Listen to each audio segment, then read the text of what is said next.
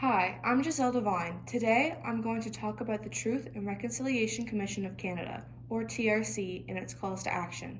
This topic is important to all Canadians because it's about learning from the past, understanding Indigenous peoples' experiences, and working together to build a better future. The TRC gave those directly or indirectly affected by the legacy of Indian residential school systems a chance to share their stories. Residential schools were government-funded institutions, often run by churches where Indigenous children were forced to attend and were subject to neglect, abuse, and cultural suppression. The TRC created a historical record of the residential school systems. The Government of Canada provided over 5 million records, and today all these documents are housed at the National Centre for Truth and Reconciliation at the University of Manitoba. In December 2015, the TRC released its full 6-volume final report, which Canadians are encouraged to read to better understand the terrible history of residential schools and their lasting impacts.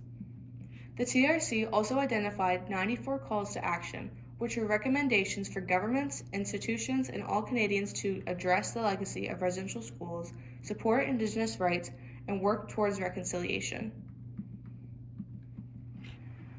The TRC's work matters to all Canadians. It's not just about an Indigenous issue. Reconciliation often affects every part of society. The calls to action provide a roadmap for healing, understanding, and creating meaningful relationships.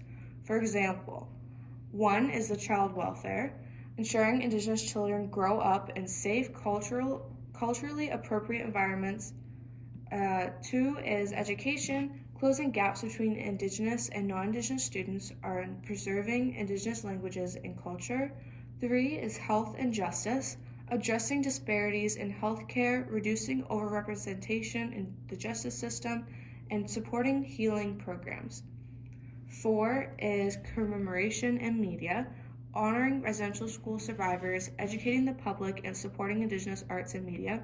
And the last of the example is sports and business, promoting inclusion, respecting traditions, and ensuring equitable opportunities for Indigenous people.